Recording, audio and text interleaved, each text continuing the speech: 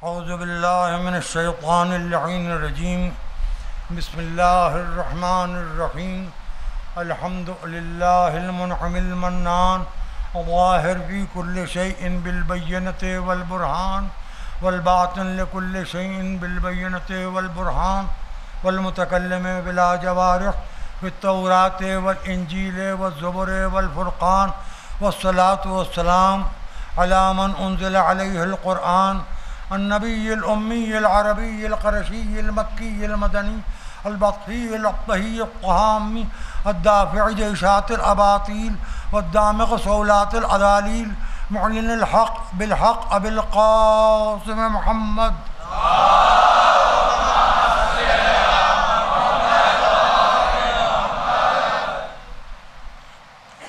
वअला अहलि बैतिहित अत्तय्यबीन अत्ताहिरीन अल-मअसूमीन अल-मज़लूमीन अल्लज़ीना अज़हबल्लाहु अन्हुर रिज्स वतहहरहुम तत्हीरा।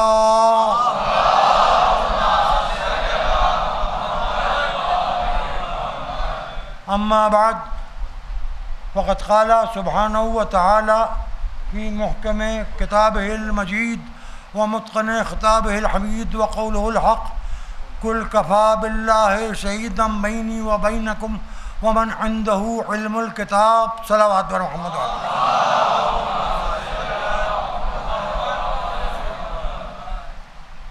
मौजू है गवाही, शहादत। कुरान के जिन अल्फाज की तिलावत की गई है, इन लफ्ज़ों में इरशाद हादियत है कि रसूल इनसे कह दीजिए। जो उनसे कहा जा रहा है जो रसूल के ज़माने में रसूल के सामने थे, इनसे कह दिए कि गवाही के लिए अल्लाह काफ़ी है, और चूँकि तुम अल्लाह को देख नहीं सकते, तुम अल्लाह को सुन नहीं सकते, तो तुम्हारे सामने वो भी गवाही के लिए मौजूद है जिसके पास किताब का इल्म है। किताबें बहुत सी हैं मगर मिट जाने वाली, एक किताब है रह जाने वाली। तरतीब में फ़र्क हो सकता है, जमा करने वालों के, हाफिज़ों के, चंदा करने के सिस्टम में फ़र्क हो सकता है,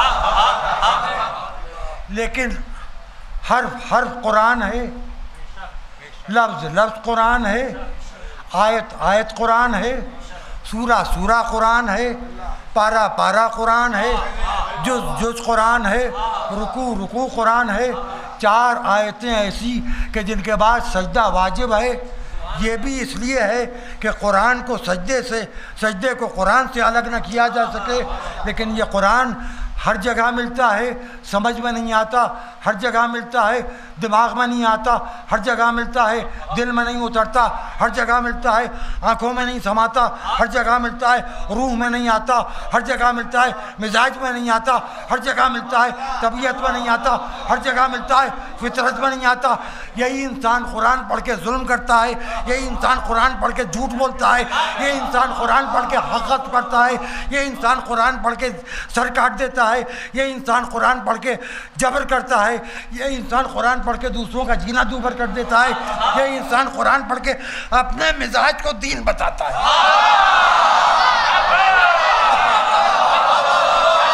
और फिर जब कोई बात इस इंसान के मिजाज के खिलाफ हो जाए तो उसे बुरा लगता है, शिकायतें करने लगता है।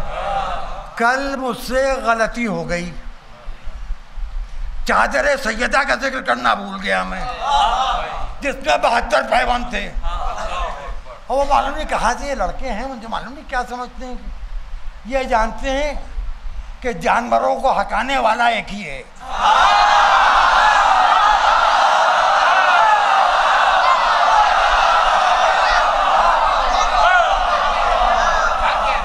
मैं बुढ़ा आदमी, मुझे समझा दिया, जब ये कहा गया वो कहा गया। मुझे चादर सैयदा का जिक्र करना चाहिए था जिसमें 72 पैबंद हैं, और वो 70 पैबंदों का लिबास बुरा लग गया है। भाई मैं अपने अल्फाज वापस लेता हूँ, आप अपना पैरहन ले जाइए। जिसको बुरा लगा मैं उससे माफ़ी चाहता हूँ, उससे नहीं, उसकी माँ से भी माफ़ी चाहता हूँ। अगर उसका कोई बाप है तो उससे भी माफ़ी चाहता हूँ।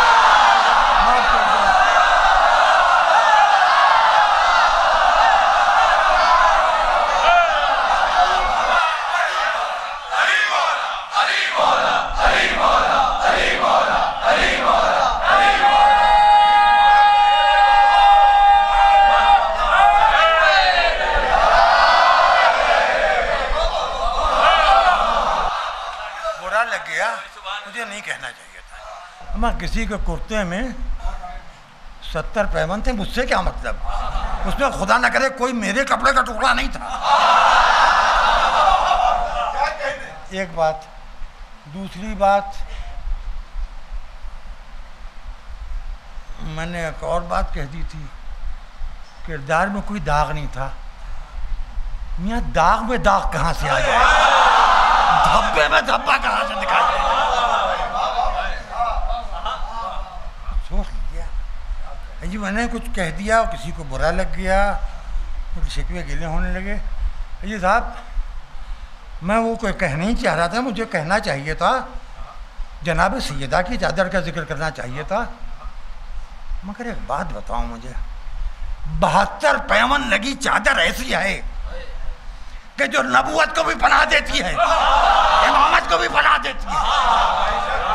और वो चादर ऐसी है, मैंने नहीं सुना कि सहने काबा के बाहर खड़े होके मोहम्मद इब्ने अब्दुल्ला ने कहा, या अल्लाह इजाजत है मैं काबे के करीब आऊं।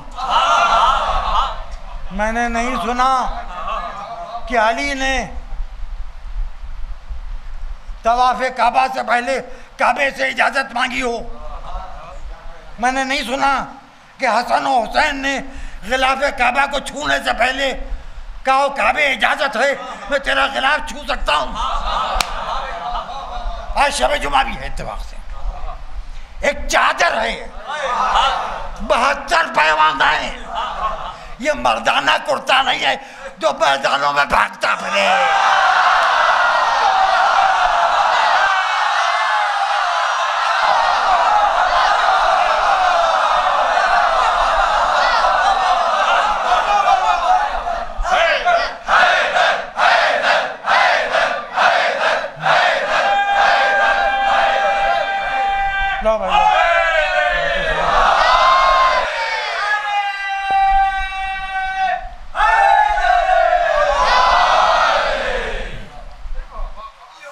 चलिए, एक चादर है और आदम की आदमियत, नूह का जज्बा नजात, इब्राहीम की खुल्लत, मूसा की हैबत, ईसा का ज़ुहद, सब मुकम्मल होके एक ज़ात में आए हैं।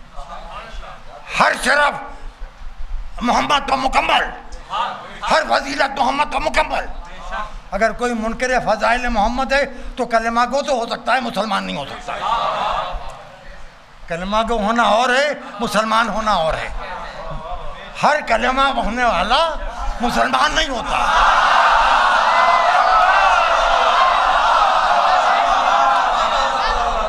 अब तो पसीना पोंछना भी दुश्वार है। सलवात पढ़िए बाबा जवान मोहम्मद वाले।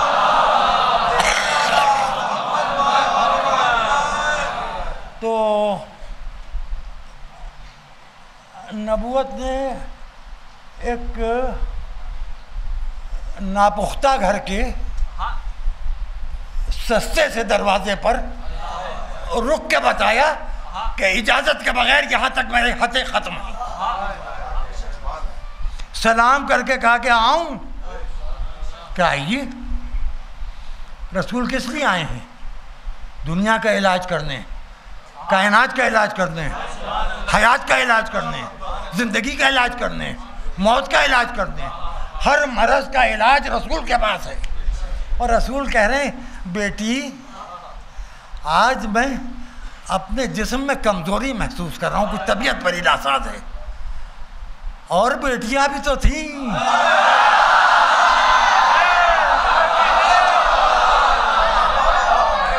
थी कि नहीं थी?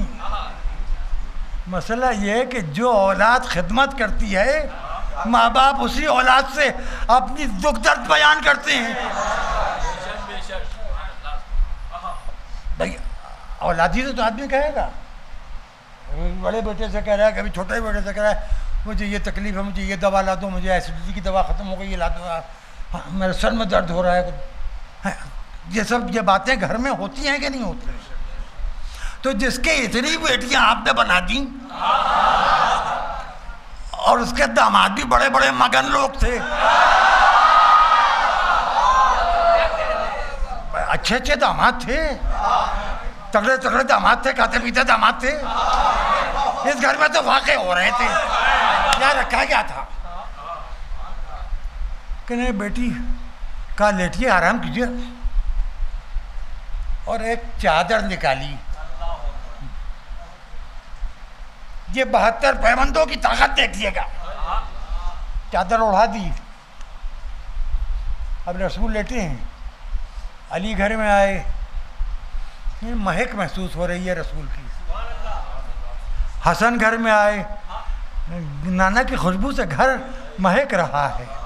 हुसैन घर में आए, नाना की खुशबू से घर महक रहा है। चादर ओढ़ते ही सैयदा की, जिसमें रसूल से ऐसी खुशबू निकली कि जो पहले ना अली को महसूस हुई थी, ना हसन को, ना हुसैन को। अच्छा ये बताइए कि अली को तो छोड़ दीजिए, आप इनकी बात कीजिए, हसन हुसैन की, हर वक्त गोद में रहने वाले, जिन्होंने नाना के अलावा और किसी की खुशबू सूंघी ही नहीं, जो माँ के तरह नाना के पास ज़्यादा रहे, वो भी कह रहे हैं नाना की खुशबू से घर महक रहा है। चलिए, अब ये सब बेतकल्लुफ़ लोग हैं एक दूसरे के। भाई एक घर है ना, बाप है, बेटी है, दामाद है, नवासे हैं, कोई गैर तो है नहीं। अब यार आप देखिए, कोई लखनऊ भी नहीं है कि जहाँ कहा जाए कि दिखावई। कोई लखनऊ में तो बहुत ज़्यादा तकल्लुफ़ात हैं, लखनवी लोग तो अपने अखलाकियात का जनाजा लिए टहल रहे हैं, हाँ, वगैरह वगैरह जो कहा जाता है। लखनऊ को बदतमीज़ बहुत होते हैं। अब बाहर के आके लखनऊ में लखनऊ को कहने लगे हैं, हाँ, इधर उधर के। चलिए ठीक है, इस एतबार से लखनऊ बड़ा मजलूम शहर है कि जो यहाँ आके जिसका पेट भर जाता है वो कहता है ये तो कूफा है।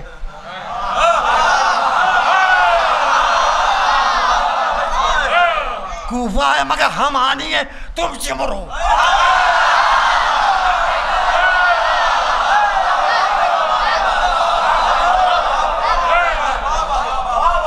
अगर ये बात यूँ ही रहा। अब अली आके कह रहे इजाज़त है चादर के नीचे आ जाऊँ?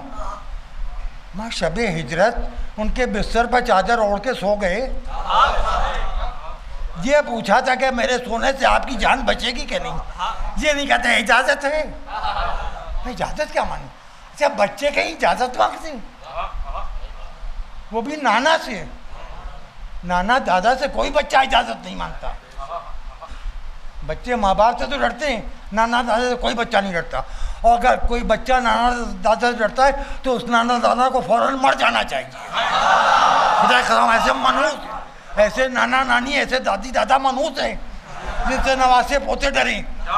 खुदा गरत करे इसको। जहाँ औलाद से ज़्यादा अगर औलाद की औलाद से मोहब्बत न हुई तो इंसान में और बैल में फ़र्क क्या रह जाएगा?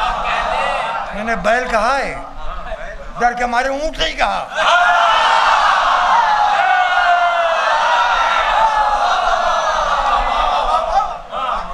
कितना डरपोक आदमी हुए हैं आप देख रहे हैं। अब अरे सब चादर के नीचे जमा हो गए। अब वो वही जिसके लिए आप लोगों ने बताया है कि जिसे देख के रसूल डर के भागे थे, उसने दौड़ा के पकड़ा था और सीने से नौज़ु बिल्लाह कुफ्र का पॉइंट निकाला था उसने। वही जिब्राइल सैयदा के घर में आया है। 72 पैबंद की चादर की सरहद शुरू हो रही है। दो ही जगह मैंने जिब्राइल को रुकते देखा, जब मेराज पे रुकते देखा या चादर सैयदा के पास रुकते देखा। वहां रुक के कहा था आगे बढ़ूं तो पर चल जाएंगे। यहाँ कह रहा है इजाजत है कि आऊं? खुदा के हुक्म से आया है।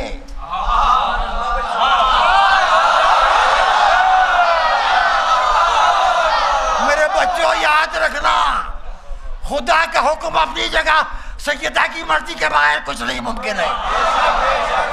खुदा के हुक्म से सजदा तो किया जा सकता है, सजदा कबूल होगा सैयदा के हुक्म।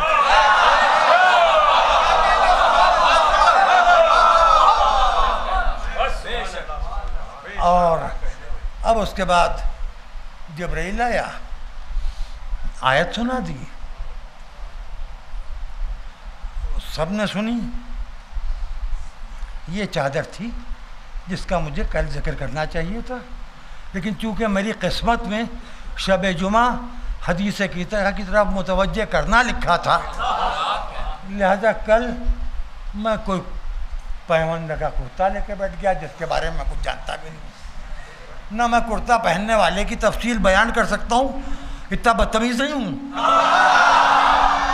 कि आप बच्चों के सामने, वो भी मिंबर पर बैठ के, यहाँ मेरी बेटियाँ बहनें भी मौजूद हैं, कुर्ता पहनने वाला कैसा था।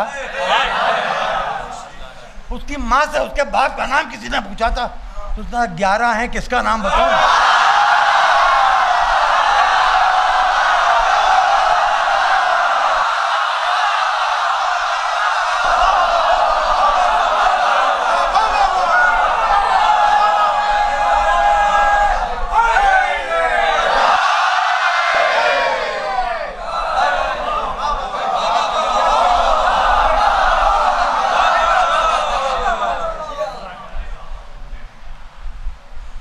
अब देखिए, गलती इंसान से होती है, हर तरह के लोग हैं, हिंदुस्तान है, यहाँ शैतान के पूजा करने वाले भी रहते हैं, यहाँ रहमान की पूजा करने वाले भी रहते हैं, यहाँ भगवान की पूजा करने वाले भी रहते हैं, यहाँ संतान की पूजा करने वाले भी रहते हैं, यहाँ कब्रस्तान की पूजा करने वाले भी रहते हैं, यहाँ कब्रों पर जाने को हराम कहने वाले भी रहते हैं, यहाँ निकाह भी होते हैं और यहाँ कुछ भी देख लिया तो निकाह टूट जाता है।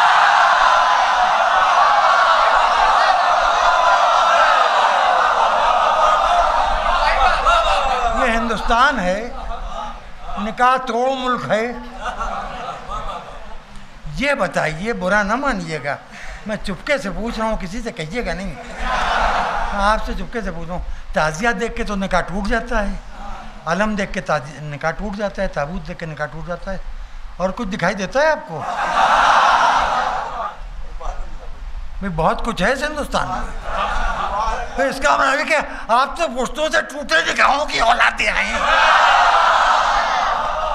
भाई यहाँ रामलीला भी है, यहाँ दशहरा भी है, यहाँ दिवाली भी है, यहाँ वो रावण पूजा भी जाता है, वही रावण यहाँ फूका भी जाता है, वही मुसलमानों का एक रावण है।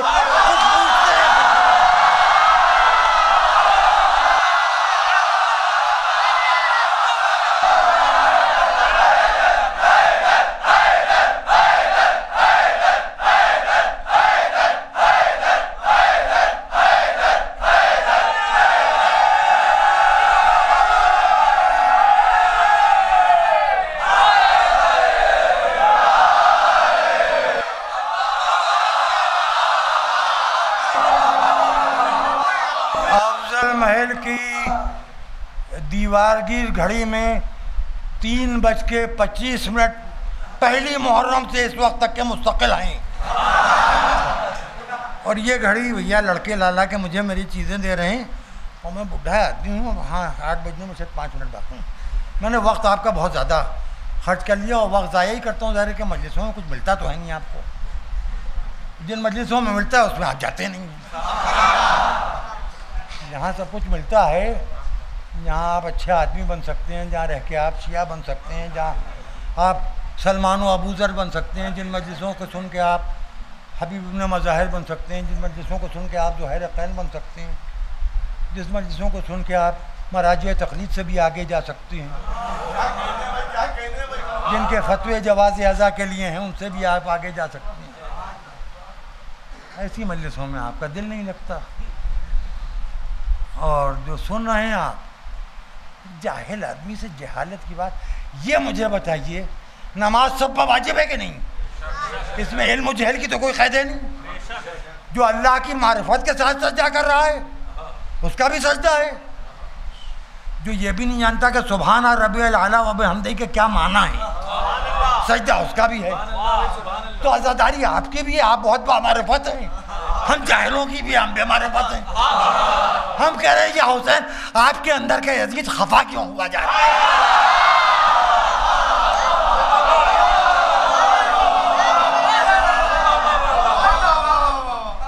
मातमी अंजुमनों पर एतराज़ करें जी, बहुत ही बुरे हैं ये। जितनी देर बुरा आदमी नमाज पढ़ रहा है उतनी देर तो वो बुराई से रुका हुआ है।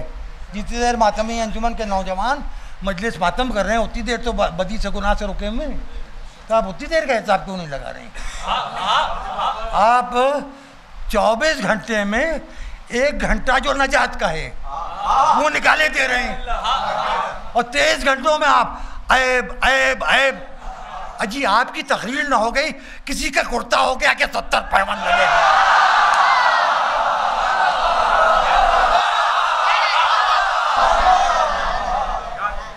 जैसे हैं अच्छे बुरे हैं, गुजरता चला गया वक्त। आज इतना जानती कि अल्लाह एक है, कुरान अल्लाह की किताब है, मोहम्मद अल्लाह के आखिरी रसूल हैं, अली पहले खलीफा हैं, सैयदा मरकज़ी इस्मत है, हसन और हुसैन दूसरे तीसरे इमाम हैं, और जिन्होंने हुसैन को कत्ल किया या कत्ल के सिलसिले में साजिश की या कत्ल हुसैन के बाद तावील की, वो सब लानत के काबिल थे, हैं और हैं। इतना जानते हैं और बग़ैर देखे 12वें को मान रहे हैं। और उसी के जो हासिल किया हुआ, उन्हीं का दिया हुआ जो इल्म है, जो नवाब अरबा से होता हुआ हम तक के हमारे महाराज तकलीद से पहुँचाए, उसी के फतवों पर अमल कर रहे हैं। हम गुनाहगार और खतावार होने के बावजूद अपने को मुक़द्दस तो नहीं जाहिर कर रहे हैं। फैशन में आ गई इसलिए दाढ़ी रखें, वरना मौलवियों ने दाढ़ियों के लिए उधम मचा रखा है। मजलिस में आती हैं तो बुरखे ओढ़ लेती हैं, पर्दे कर लेती हैं। अब कोई हर एक के पीछे डंडा लेके थोड़ी दौड़ेगा। पर्दा कीजिए, पर्दा कीजिए। मियाँ मुझे कुछ कहना नहीं चाहिए, मगर मैं इतना जानता हूँ कि हर चीज़ कंट्रोवर्शियल होती चली जा रही है। अब मसला बुरक़े आ गया, यहाँ पर्दे का मसला नहीं है। हम तो चादर के मानने वाले हैं। बुरक़ा मुस्लिम कल्चर है, चादर इस्लामी कल्चर है। सर ढका होना चाहिए। जो सैयदा से औलाद सैयदा से सीखा है उसी पर हमारी बेटियां बहनें और माएँ अमल करती हैं और करती हैं, इंशाअल्लाह करती रहेंगी। और अगर किसी से कोई गलती कभी हो जाती है तो ये बताइए कि दुआए तौबा किसके लिए है? ये बताइए कि गुनाहों की माफ़ी किसके लिए है? ये तौबा के दरवाजे खुले हुए के बंद हो गए? तौबा के दरवाज़ों का दरबान अल्लाह ने फरिश्तों को बनाया है कि मौलवियों को बनाया है? भाई आदमी से गलती होती है, गुनाह होता है। उससे बड़ा गुनाहगार कोई नहीं है जो ये कहे कि मैंने ज़िंदगी में कोई गुनाह नहीं किया। उससे बड़ा झूठा कोई नहीं है जो ये कहे मैंने ज़िंदगी में कभी झूठ नहीं बोला। उससे बड़ा मक्कार कोई नहीं है जो ये कहे कि मैंने ज़िंदगी में कोई मक्कारी नहीं की। उससे बड़ा बीमार कोई नहीं है जो कहे मैं ज़िंदगी में कभी बीमार नहीं पड़ा। और उससे बड़ा सेहतमंद कोई नहीं है जो ये कहे कि उसने कहीं की मिट्टी चाट ली और बीमारी से शिफा हो गई।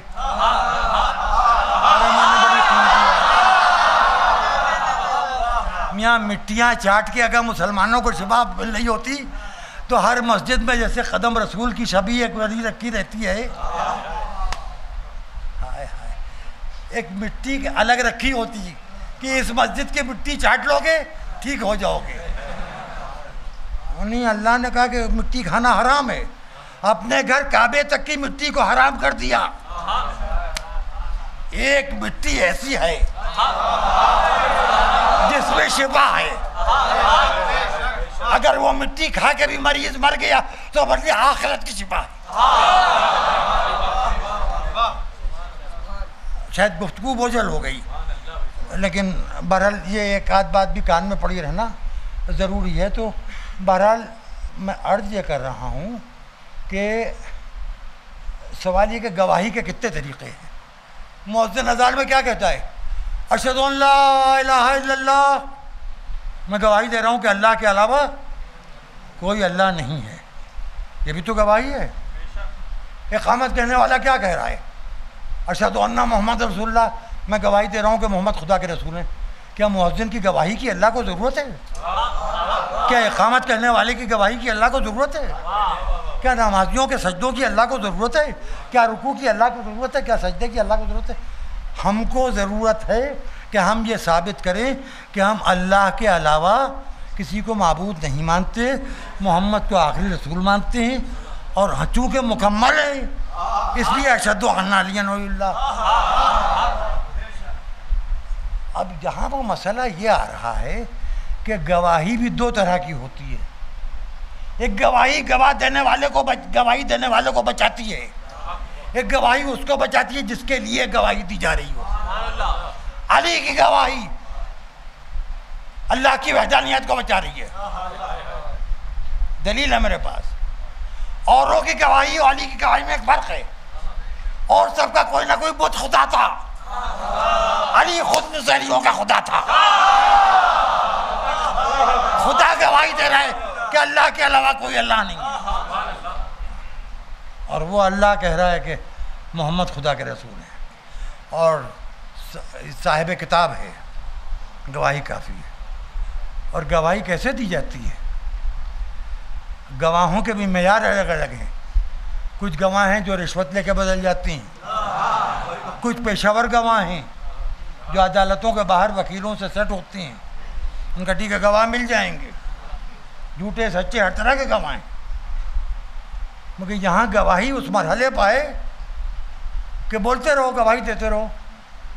अब पहुँचे तारीख पर कचहरी, उनका वो गवाह कहाँ है? उनका कि उसका तो अंतिम संस्कार भी हो गया, उसका तो तीजा भी हो गया, वो तो मर गया ना। गवाह था, मर गया। पैसे लेके गवाही देता था, लालच में गवाही देता था, दबाव में गवाही देता था। ये बहुत सच्चा भी था। गवाह था, मर गया। गवाही यहीं पे तो रुक गई। एक गवाही वो है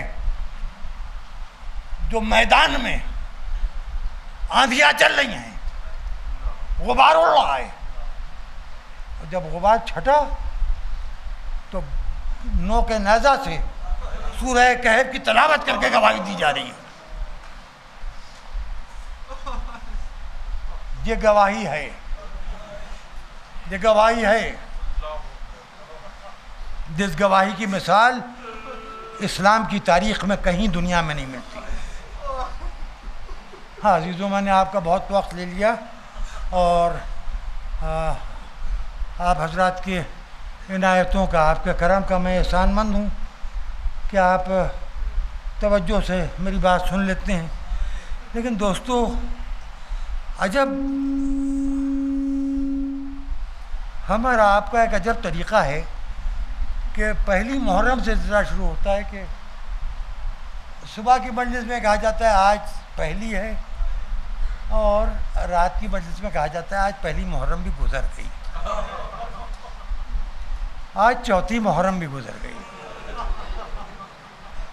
मजलिसों में आप मसाइब सुन रहे हैं, क्या आपके दिल मुतमईन हो गए? कि आप रो लिए, आंखें मुतमईन हो गई? बीवियों, खुदा तुम्हारे बच्चों को, तुम्हारे घरों को आबाद रखे, तुम्हारे बुजुर्गों के साए तुम्हारे सरों पर सलामत रखे, तुम्हारी गोदियां आबाद रहें। तुम सुबह से मजलिसों में जा रही हो, क्या तुम ये कह सकती हो कि रोने का हक अदा हो गया? अरे उस माँ को पुरसा देना है जिसका भरा घर उजड़ा है। आज की तारीख जनाब हुर का जिक्र होता है।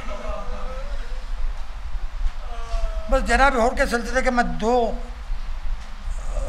एक वाक़या तो आपको सुनाऊं कि जब प्यासा लश्कर हुर हुसैन को मिला है तो एक हुर के सिपाही ने कहा कि एक शख्स ने मुझे पानी पिलाया, मैं सैराब हो गया, उसके बाद मेरे घोड़े को पानी पिलाया। फिर मैंने कहा कि रेत में दौड़ते दौड़ते घोड़े के सूंघ गर्म हो गए हैं, तो उस आदमी ने अपने हाथ से घोड़े के सुमों में पानी डाला। मैंने कहा तुम्हारा नाम क्या है? कहने लगा मेरा नाम है हुसैन इब्ने अली।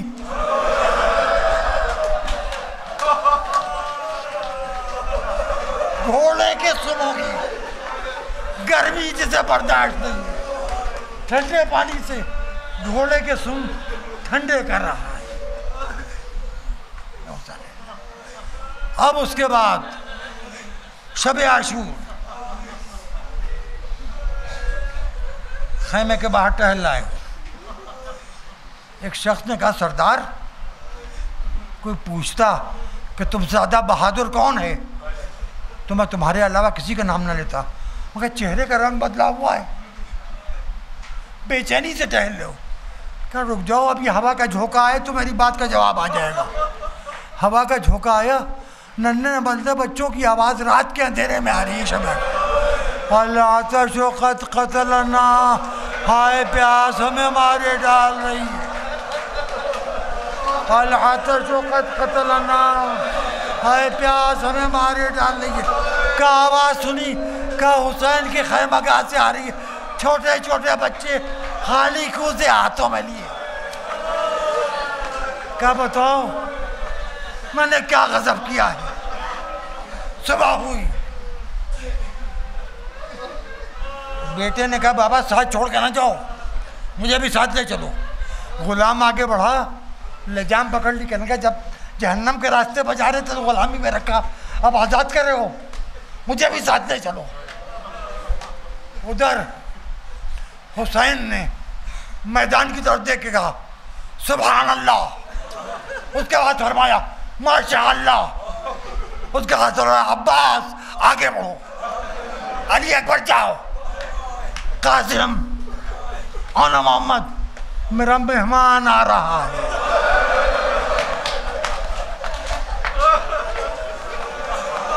इधर होर ने घोड़ा रोका,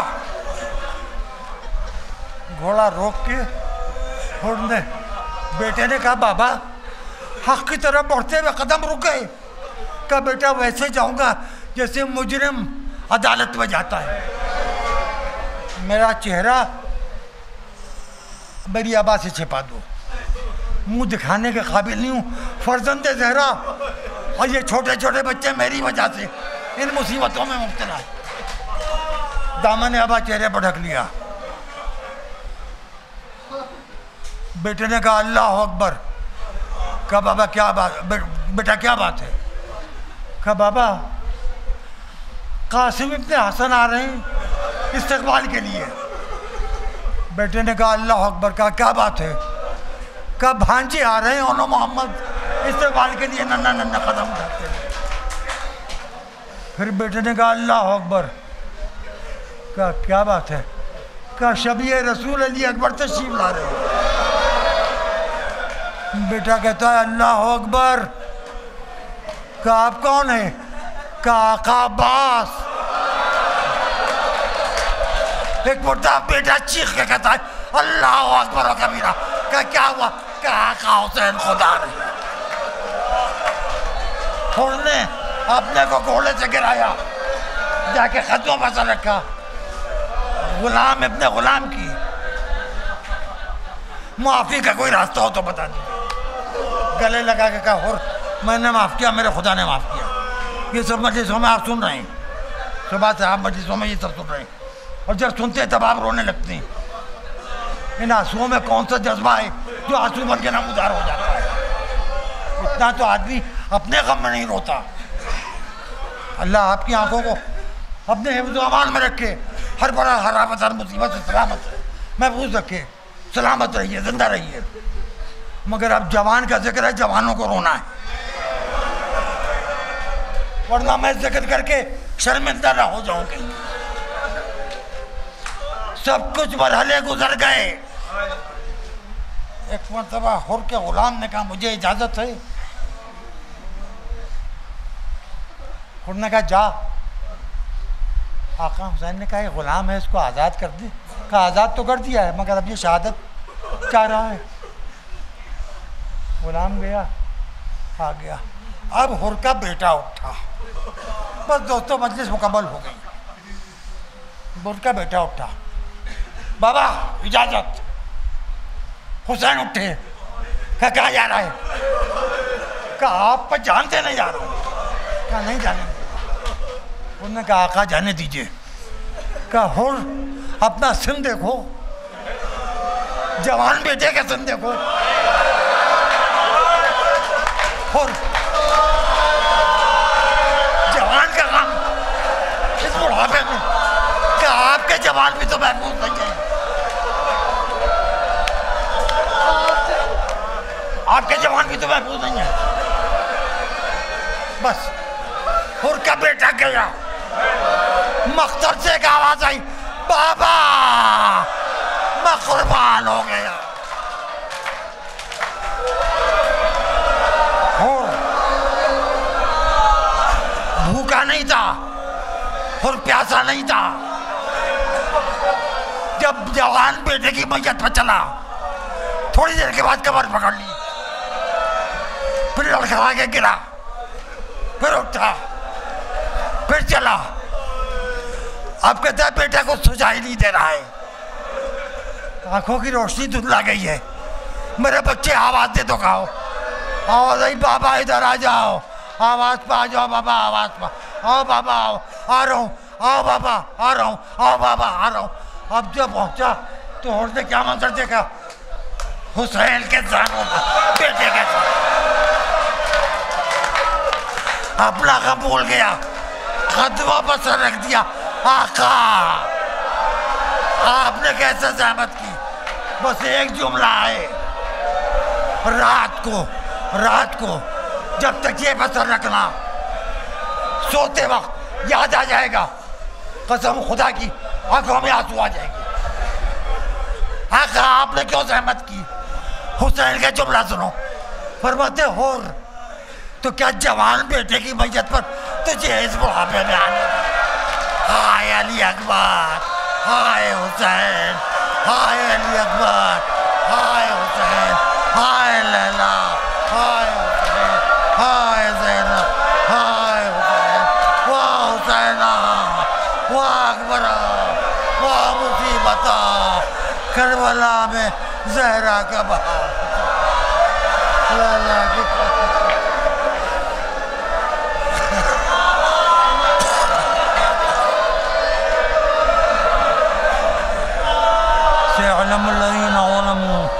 أيام القلب ينقلبون إنا